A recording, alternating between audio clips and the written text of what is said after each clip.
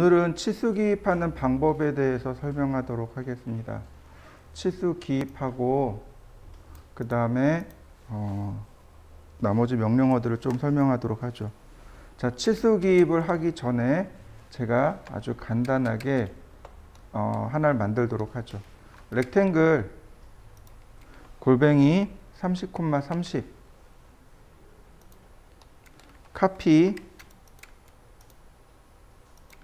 다시 한번 카피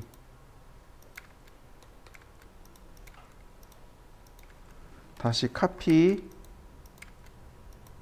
어레이 4개.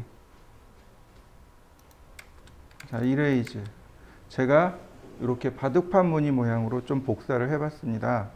자, 한번 만들어 보시죠. 30에 30짜리 사각형으로 쭉 복사하시면 됩니다. 하나 만들어 보시죠. 바로 여기요. 어노테이션이라고 하는 이 부분. 바로 여기 있습니다. 라이너, 얼라인, 앵귤러, 아크랭스 이렇게 쭉 있어요. 근데 얘를 쓰는 게 아니고 바로 여기 우리 홈 탭 있고 인서트 탭 있고 어노테이트 탭 있죠? 네, 얘를 누르시면 됩니다. 그럼 바로 여기에 디멘전이라고 하는 치수 기입 명령어가 있고 그 다음 리더라고 하는 명령어가 있고 바로 여기를 사용합니다. 여기서부터 요만큼이 치수 기입 명령어들입니다. 자, 바로 여기를 누르시면 돼요. 선에 관련된 명령어가 라이너, 얼라인 이렇게 있습니다. 앵귤러는 각도예요. 자, 보시죠. 제가 라이너를 눌렀습니다. 그랬더니 캐드가 물어봐요. First Extension Line Origin 첫 번째 치수 보조선의 원점을 클릭해 주세요. 자, 클릭. 그랬더니 Second Extension Line Origin 두 번째 보조선의 원점을 클릭해 주세요. 그 다음에 Dimension Line 치수선의 위치를 클릭해 주세요. 그러면 이와 같이 치수가 만들어집니다. 다시 한번 보겠습니다. 여기 Select Object가 있습니다. 네, 엔터를 누르신 다음에 클릭하면 바로 이렇게 치수 기입이 끌려 나오게 됩니다. 두 가지 방법으로 치수를 기입할 수 있습니다. 자, 한번 해보시죠. 자, 확인해 보면 이렇습니다. 여기 서 있는 이렇게 세로로 서 있는 요 두 개의 선 있죠? 얘를 치수 보조선이라고 합니다. 그리고 이렇게 이 두 개의 세로선을 가로지르는 이 선을 치수선이라고 하며 여기 숫자 나와 있죠? 얘를 치수 문자라고 하고 그 다음 화살표 이렇게 구성되어 있습니다. 자, 다시 보겠습니다. 라이너 첫 번째 원점, 두 번째 원점, 치수 문자의 위치. 다시 봅니다. 엔터. 그러면 제가 여기를 클릭합니다.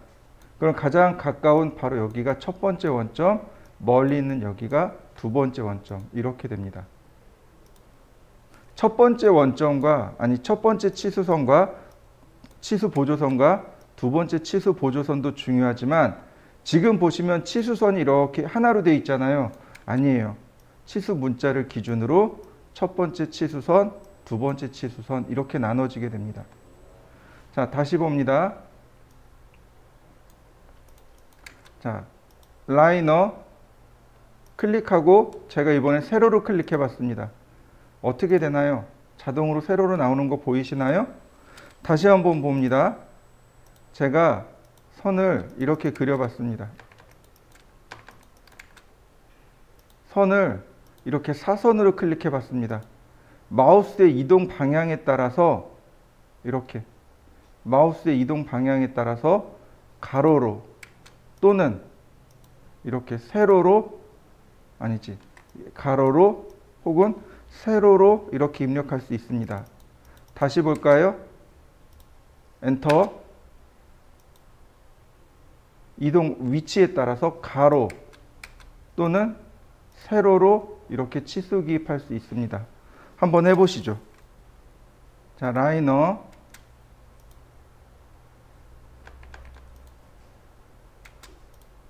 자, 이렇게 뽑아왔는데 옵션이 이렇게 나옵니다.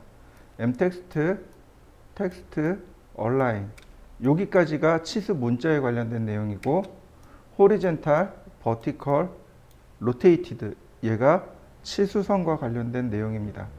mText는 말 그대로 이렇게 글자를 여러 줄 쓸 수 있습니다.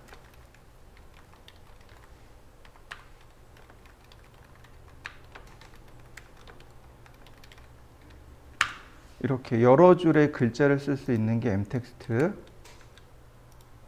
그 다음에 텍스트는 한 줄 쓰기입니다. 이렇게 한 줄 쓰기고요.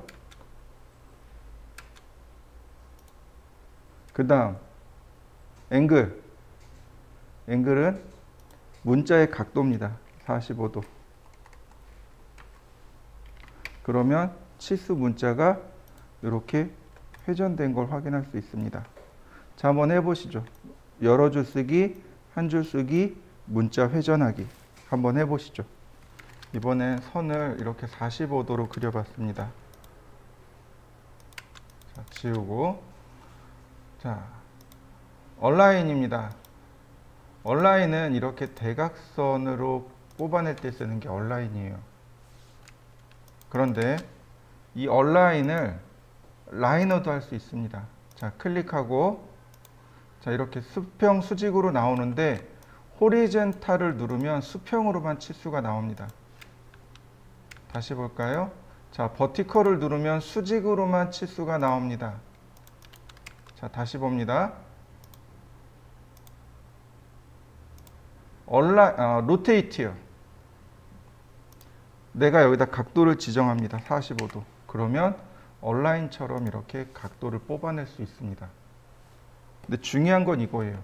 로테이트는 각도를 알고 있어야만 이렇게 뽑아낼 수 있는데 얼라인은 어때요? 각도를 몰라도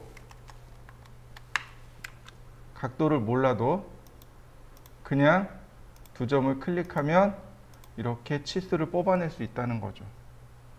자, 얼라인도 마찬가지로 수평을 클릭하면 수평 치수가, 수직을 클릭하면 수직 치수가 나옵니다.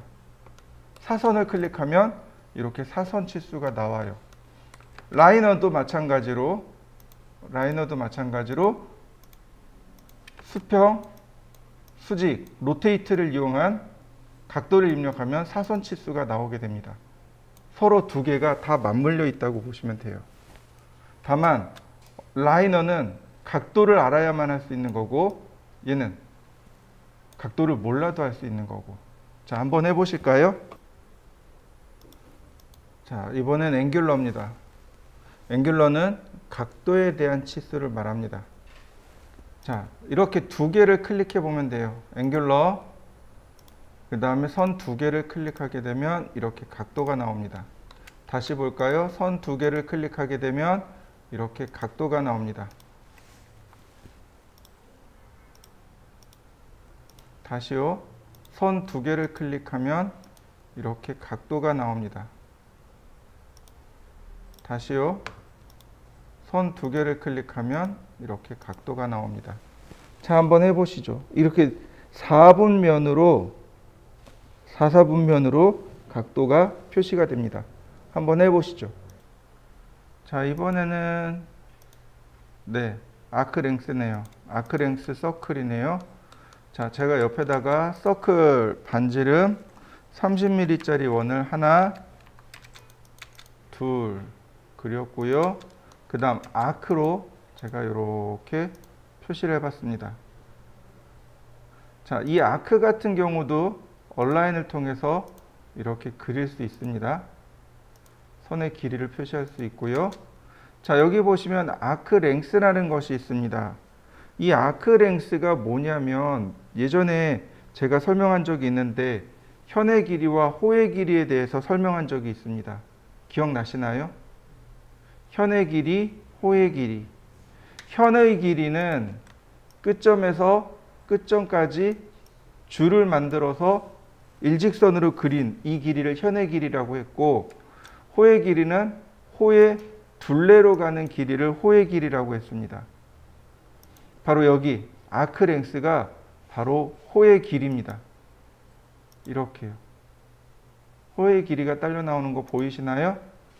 현의 길이는 얼라인으로 끄집어냅니다. 이렇게요.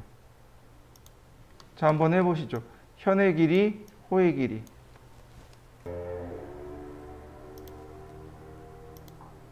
라디어스입니다. 반지름 치수예요. 자, 원을 클릭하면 됩니다. 원 안쪽으로 문자를 넣으면 되고요. 다시 봅니다. 라디어스 원 바깥쪽으로 클릭하면 이렇게 치수 기입이 이렇게 두 가지 형태로 나옵니다. 마찬가지예요. 다이아메타를 원 안쪽으로 넣으면 이렇게 나오고요. 다시 다이아메타를 원 바깥쪽으로 빼면 이렇게 나오게 됩니다. 이때 우리가 기억해야 될 게 있습니다. 요거요. 이거 네모난 거 있죠. 얘가 원래 뭐로 나와야 돼요? 파이 기호로 나와야죠.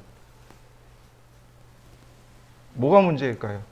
뭐가 문제라서 이렇게 네모나게 나올까요? 이거 설명드렸어요. 기억이 없어요. 그죠? 자, 언제 설명드렸냐면 문자 설명드릴 때 설명드렸습니다. 글자를 쓸 때 제가 두 가지 주의하라고 했습니다. 첫 번째는요. 네, 굴림체 쓰세요. 고딕체 쓰세요. 두 번째는요.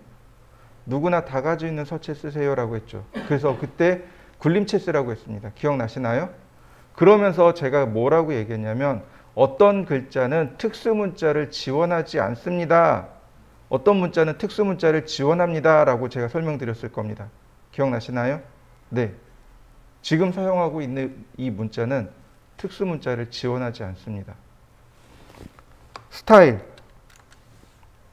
지금 보시면 스탠다드에 가면 아리엘이라고 하는 이 문자를 쓰고 있단 말이죠. 굴림이나 혹은 맑은 고딕으로 바꿔보시면 알아요. 파이 기호 제대로 나오나요? 네. 굴림이나 혹은 맑은 고딕이나. 스타일. 네. 굴림으로 바꿔주세요. 굴림으로. 그러면 이와 같이 네모난 사각형이 아닌 파이 기호가 온전히 나오게 될 겁니다. 자, 한번 해보시죠. 자, 그 다음에 보시면 조그가 있네요. 조그가 두 개가 있습니다. 여기 조그가 하나 있고요.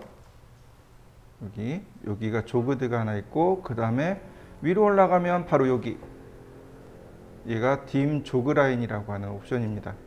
여기 조그가 하나 있고, 다시 말해서 조그가 두 개가 있습니다. 자, 보시죠. 홀을 제가 이렇게 크게 그렸습니다. 홀을 이렇게 크게 그렸습니다. 다시 반지름을 기입해 보죠. 자, 반지름이 커요. 그러니까 어떻게 되나요? 중심점까지 이렇게 선을 연결하려고 보니 이게 너무 길단 말이죠. 도면에 너무 길어서 여기에 다른 것들을 그릴 수도 없고 도면 밖으로 중심선이 나가버립니다. 이런 경우 설계자는 가상의 중심선을 찍을 수 있습니다. 그리고 치수를 이런 식으로 기입할 수 있어요. 이렇게 번개 표시로 기입할 수 있습니다. 이 번개 표시가 뭐냐면 설계자가 저 멀리 있는 중심점을 여기로 끌고 왔습니다. 중심점을 설계자가 다시 만들었습니다. 이런 뜻이에요. 여기 있는 조그드가 바로 그 얘기입니다. 선택한 다음에 CAD가 제일 먼저 물어보는 게 바로 이겁니다. 센터 로케이션 오버리드. 중심, 위치, 오버리드, 재지정하기. 위치를 클릭해주고 문자 넣고 그다음 번개 표시 위치 지정해주고. 다시 볼까요? 호 선택하고 중심점 위치 지정하고 문자의 위치를 지정합니다. 그리고 번개 표시의 위치를 지정해주면 이렇게 치수 문자를 넣을 수 있게 됩니다. 그러면 이렇게 안 하고 간단하게 이렇게 지정해 줄 수 있습니다. 자, 한번 해보시죠. 자, 두 번째 조그는 제가 여기다 선을 좀 그려보죠. X라인, 호리젠탈, 옵셋 10mm, 라인, 옵셋 150mm, 필렛.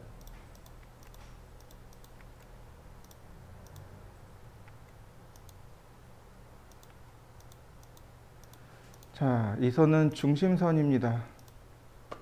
그러니까 레이어를 하나 만들고 색깔도 바꾸고 로드 센터. 자, 중심선으로 정리해 놨습니다. 얘는 중심선입니다. 이렇게. 어떤 걸 생각하시면 좋냐면 버스나 혹은 지하철이나 기차에 보면 위에 손잡이가 있습니다. 봉이 긴 게 들어가 있죠. 얘를 도면으로 그릴 겁니다. 그러면 길이를 맞추면 여기서부터 여기까지 길이를 맞추면 이 폭이 제대로 안 보일 거란 말이죠. 이게 제대로 안 나와요. 표시가 안 됩니다. 그래서 우리는 어떻게 표시하냐면 여기를 이렇게 설계자가 임의대로 이렇게 잘라버립니다. 이런 식으로 잘라버려요. 자, 보세요. 라인, 아크, 시작, 끝. 자, 접선 방향, 카피, 미러. 잘못 그려졌네. 다시 아크, 시작, 끝, 접선 방향, 카피, 미러. 다시 한번 카피.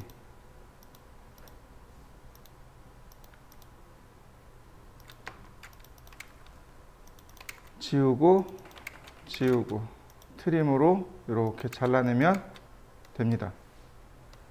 이 의미가 무슨 뜻이냐면 원래는 긴 봉입니다. 그런데 너무 길어서 표현할 수 없어요. 그래서 중간에 설계자가 임의대로 잘라서 그렸습니다. 이런 뜻입니다. 원래 여기는 서로 이어져 있는 긴 봉이란 뜻입니다. 이 의미가 바로 그런 의미입니다. 서로 이어진이란 뜻이에요. 이게 원래는 여기서부터 이렇게 다 이어져 있는데 여기서부터 여기까지 너무 멀어서 길어서 설계자가 임의대로 여기를 잘랐습니다. 이런 뜻이 됩니다. 치수도 마찬가지예요. 어노테이트.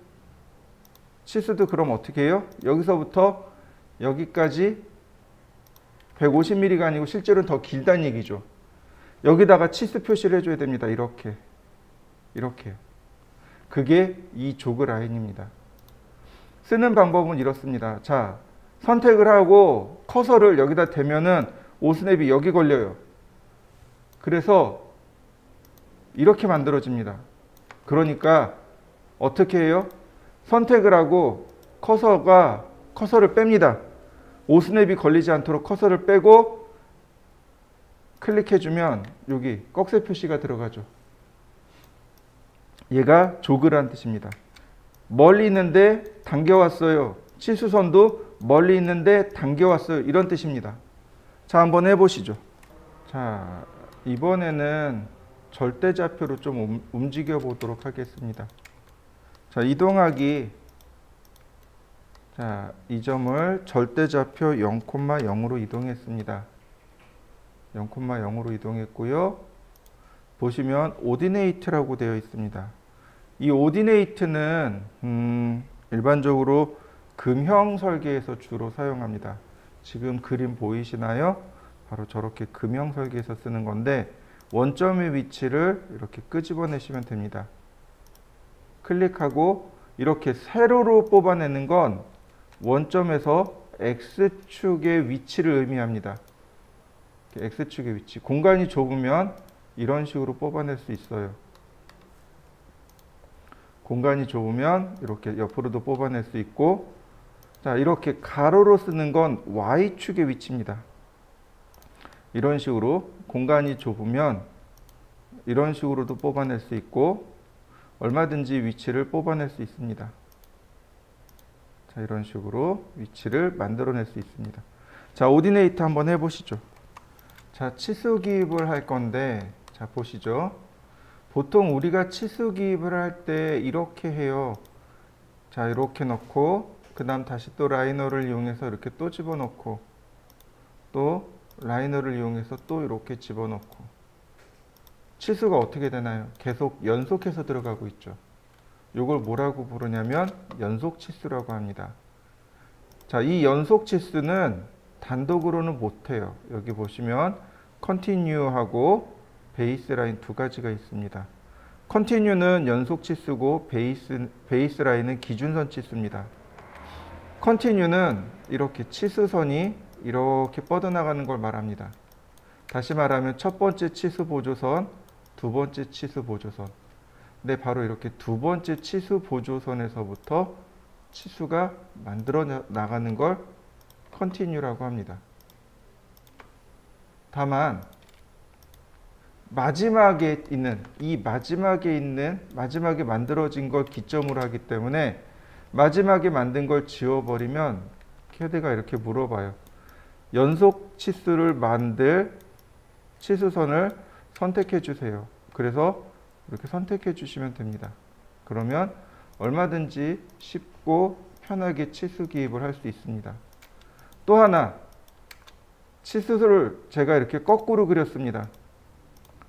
여기가 첫 번째, 오른쪽이 첫 번째, 왼쪽이 두 번째입니다. 당연히 이렇게 두 번째부터 이렇게 나올 수밖에 없어요. 이럴 때는 여기 셀렉트 기능을 이용하시면 됩니다. 셀렉트 버튼 누르고 다시 재정의해 주시면 얼마든지 쉽고 편하게 컨티뉴를 만들 수 있습니다. 자, 한번 해보시죠. 자, 또 볼까요? 자, 다른 치수 기입 방법은 또 이런 겁니다. 이렇게 치수를 넣는 방법이 있어요. 이런 식으로 이렇게 치수를 넣는 방법이 하나 또 있습니다. 이런 경우는 여기 선이 하나가 기준이 돼서 치수가 이렇게 쭉 커져 나가는 거죠. 이런 걸 베이스 라인이라고 합니다. 베이스 라인은 첫 번째 치수 보조선을 기준으로 합니다. 이런 식으로요.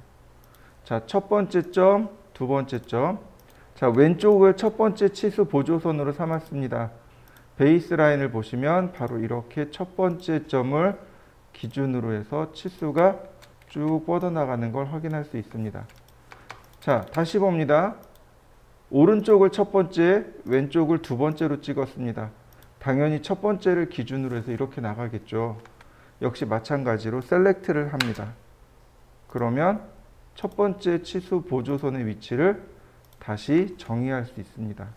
마찬가지로 마지막에 그린 걸 지워버리면 캐드가 물어봐요. 베이스라인, 즉 기준이 되는 치수선을 선택하라고.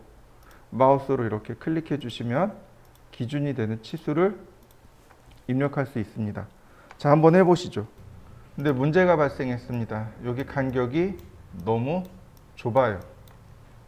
보통 이 간격은 최소 6mm에서 한 10mm 사이를 주시는 게 제일 좋습니다. 최소 6에서 10mm인데 간격이 너무 좁아요. 요거 조절하는 방법이 두 가지가 있습니다. 첫 번째는 바로 얘입니다. 여기 있는 dim 스페이스요. 어저스트 스페이스로 되어 있죠? 자, 먼저 기준이 되는 치수를 하나 선택합니다. 그리고 나머지 선택하고 엔터, 그 다음에 간격을 써주시면 이렇게 자동으로 조절이 됩니다. dim 스페이스 하나 선택하고 나머지 선택하고 엔터, 간격을 조절하시면 됩니다. 그러면 얼마든지 간격을 조절해 줄 수 있습니다. 자, 한번 해보시죠. 간격 조절도 한번 해보시죠. 두 번째 방법은 조금 어려워요. 잘 보셔야 됩니다. 자, 두 번째 방법은 뭘 쓰는 거냐면 디멘전 스타일이요. dim 스타일이라는 명령어가 있습니다. 치수 유형이란 뜻입니다. 단축 명령어는 알파벳 D고요. 그 다음에 또 하나 키가 어딨냐면 여기 디멘전이라고 하는 여기 보시면 맨 오른쪽에 가면 아래로 내려간 화살표 있죠. 얘를 누르셔도 됩니다. 지금 보시는 게 디멘전 스타일입니다. 보시면 커런트 디멘전 스타일, 현재 내가 작업하고 있는 치수 유형은 ISO 25입니다. 그러니까 ISO 25 선택하고 모디파이 누르시면 됩니다. 그러면 이렇게 많은 탭들이 뜨는데 그 중에 라인 탭이요. 라인 탭을 누르면 여기 있네요. 베이스라인 스페이싱. 기준선의 간격이요. 기준선 간격 얼마로 돼 있냐면 3.75로 돼 있네요. 이 값을 바꾸시면 돼요. 예를 들어서 7. 자, 오케이. 그리고 베이스 라인을 클릭해 주시면 자, 어떤가요? 간격이 넓게 나오는 거 보이시나요? 네, 이렇게 두 가지요. 디멘전 스타일을 이용하는 건 애초에 설정해 놓고 쓰는 겁니다. 그런데 여기 있는 dim 스페이스는 이미 만들어진 것에 대해서 간격을 조절할 때 사용하는 거고요. 두 가지 방법 다 사용하니까 둘 다 한번 해보시죠. 자, 디멘전 스타일로 간격을 조절하시고 하나 만들어 보시죠. 자, 그 다음에 우리가 종종 치수를 기입하다 보면은 이런 일들이 발생합니다. 이런 식으로요. 어떻게 되나요, 지금? 이 부분에 선이 겹쳤죠. 치수선과 치수 보조선이 서로 겹쳤습니다. 이럴 때 해결하는 게 dim 브레이크입니다. 여기 있는 dim 브레이크요. 자, 사용하는 방법은 이렇습니다. 먼저 dim 브레이크 명령어 누르시고 브레이크가 되어야 될 치수를 클릭한 다음 통과할 거를 클릭하시면 됩니다. 그럼 깔끔하게 정리된 거 보시나요? 다시 볼까요? 브레이크가 추가돼야 될 치수를 선택하고 그 다음 통과될 걸 클릭합니다. 그러면 이렇게 깔끔하게 치수선이 들어갑니다. 자, 한번 해보시죠. 자, 요번엔 디멘전을 눌러보시면 자, 이렇게 세 개의 아이콘이 더 있습니다. 여기 세 개의 아이콘. 오빌크, 센터마크, 그 다음 톨러런스. 자, 보시죠. 오빌크는 기존에 치수가 있어야만 합니다. 자, 라이너. 자, 그리고 치수선을 이렇게 뺐습니다. 오빌크는 기울기란 뜻입니다. 그래서 치수선을 선택한 다음에 기울기 각도를 입력하면 됩니다. 30도 이렇게요. 기울어진 거 보이시나요? 30도. 다시 볼까요? 오빌크 선택하고 엔터 60도. 기울어진 거 보이시나요? 그럼 얘는 언제 쓰냐? 얘는 기계 설계할 때 사용합니다. 기계 설계에서 이런 경우들이 있습니다.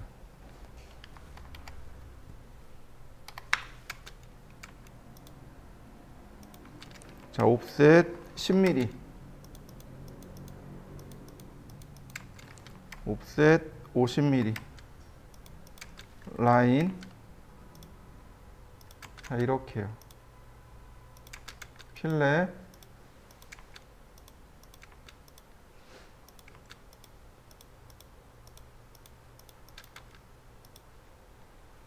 얘가 뭐냐면은 원뿔이요. 이렇게 원뿔. 이렇게 원뿔로 그려진 경우, 이런 경우를 기계용어로 뭐라고 하냐면 테이퍼졌다라고 이야기합니다. 테이퍼 가공이라고 하는데, 이럴 때 치수를 이렇게 넣고 끝내면 안 됩니다. 어떻게 해요? 네, 오빌크를 주셔야 됩니다. 30도 이렇게요.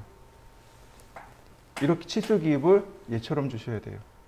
테이퍼진 부분, 즉 기울어진 부분에 치수를 넣을 때 이렇게 오빌크라는 치수를 이용해서 치수 기입을 하게 됩니다. 자, 한번 해보시죠.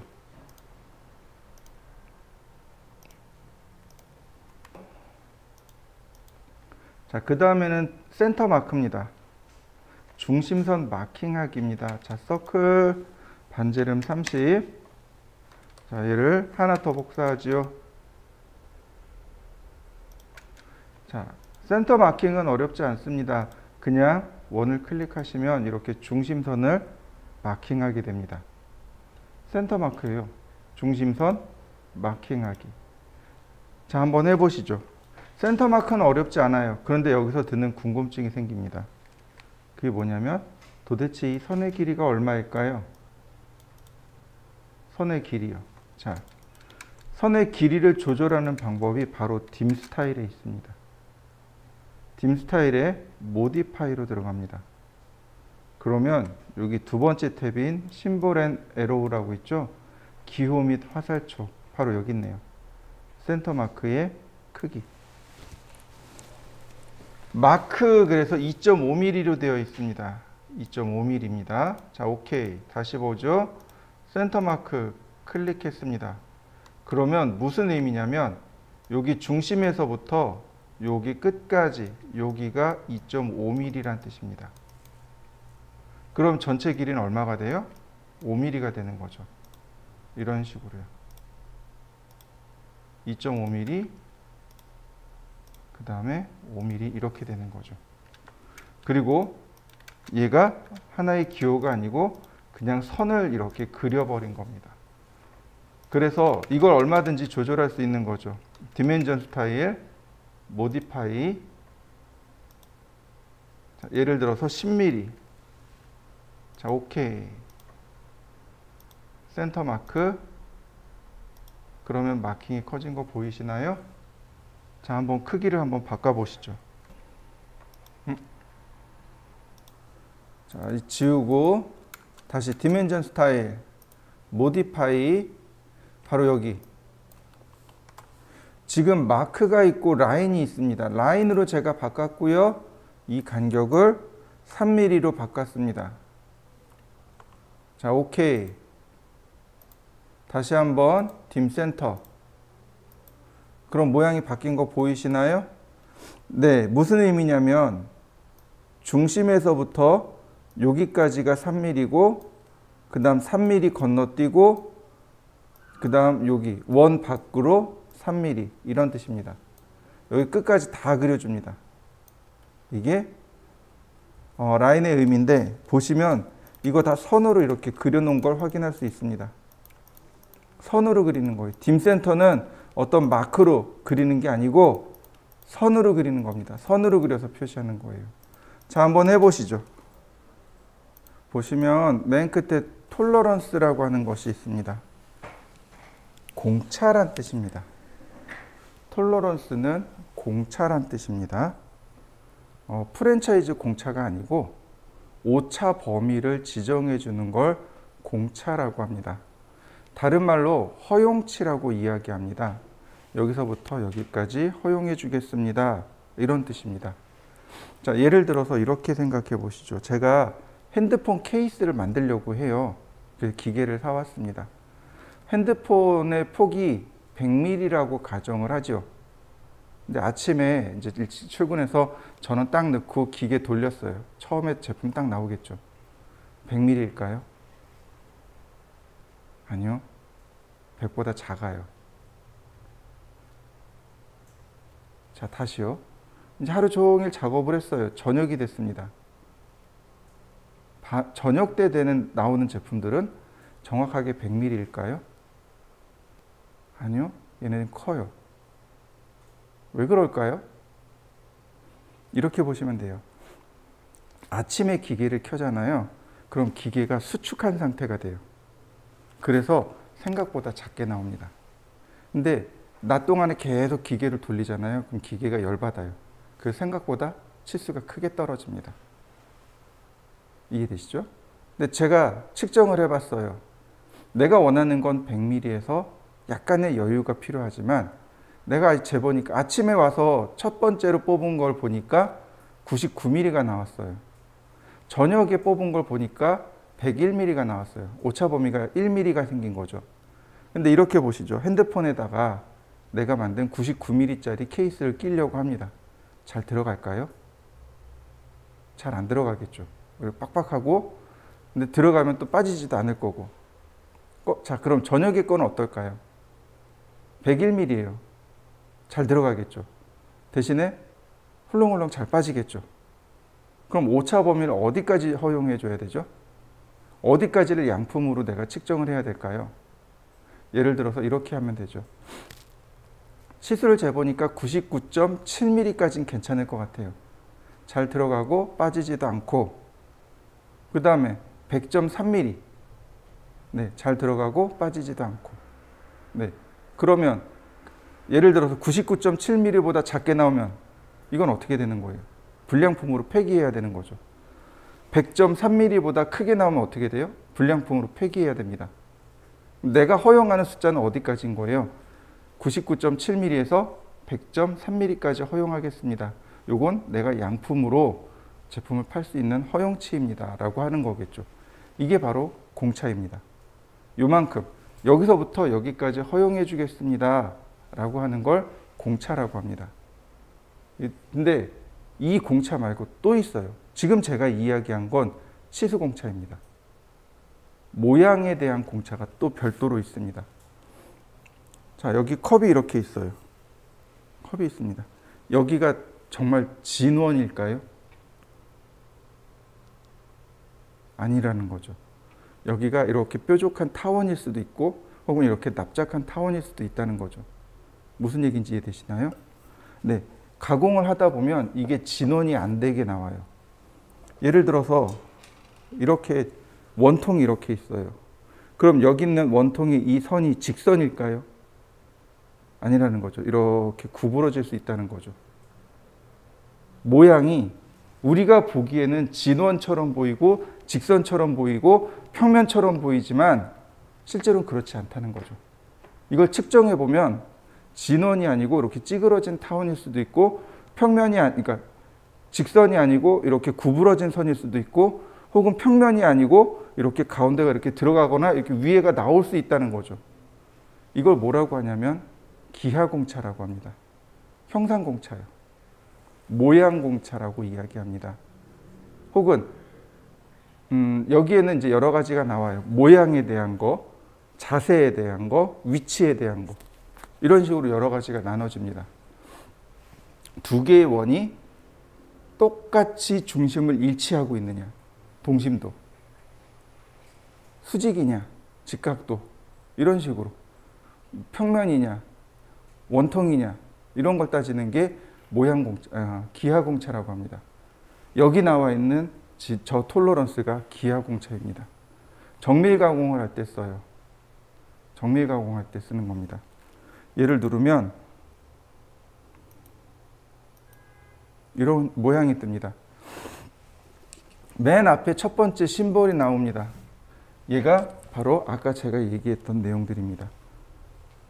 얘가 진원도, 얘가 진직도, 얘가 평면도, 얘가 원통도, 얘가 직각도, 얘가 평행도, 대칭도, 동심도, 중심도, 흔들림도, 원주 흔들림도, 이런 식으로 각각 이름들이 다 존재합니다. 만약에 여러분들이 기계 쪽에 정밀 가공을 해야 된다면 얘네들은 반드시 외우셔야 됩니다.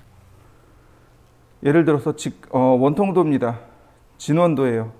그러면 파이 기호가 붙어야 됩니다.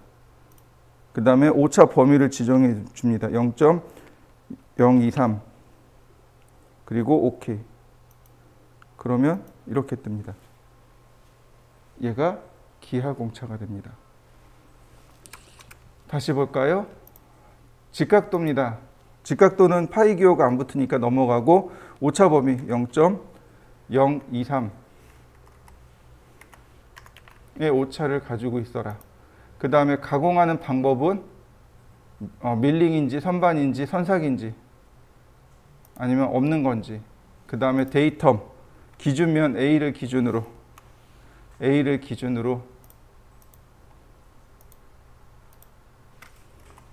자, 이렇게요. 다시 볼까요? 직각도 0.023,